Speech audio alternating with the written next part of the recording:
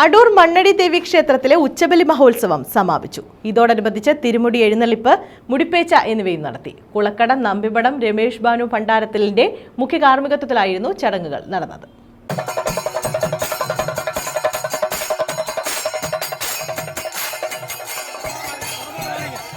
അടൂർ മണ്ണടി ദേവി ക്ഷേത്രത്തിലെ ഉച്ചബലി മഹോത്സവം സമാപിച്ചു. മണ്ണടി മുടിപ്പുര ക്ഷേത്രം, പഴയകാവ് ക്ഷേത്രം, പുതിയകാവ് ദേവി ക്ഷേത്രം എന്നിവയെ പരസ്പരം ബന്ധിപ്പിക്കുന്ന ചടങ്ങാണിത്.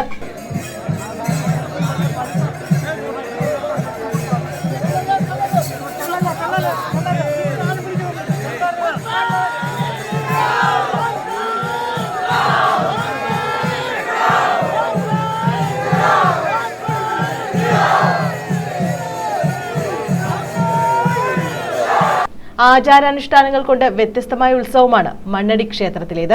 മുടിപ്പുര ക്ഷേത്രത്തിൽ നിന്നും ആരംഭിച്ച തിരുമുടി എഴുന്നള്ളിപ്പ് ക്ഷേത്രത്തിൽ എത്തിച്ചേർന്നു. തുടർന്ന് ദീപാരാധന നടത്തി. വിവിധ കലാപരിപാടികളും നടന്നു.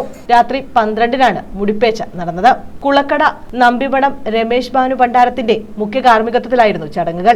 റിസീവർ അഡ്വക്കേറ്റ് ഡി രാധാകൃഷ്ണൻ നായരുടെ നേതൃത്വത്തിൽ ചടങ്ങുകൾ പൂർത്തിയാക്കി. പരമ്പരാഗത പാതയിലൂടെ നീങ്ങിയ തിരുമുടി ഘോഷയാത്രയിൽ നിരവധി ഭക്തർ പങ്കെടുത്തു. News bureau, Adoor.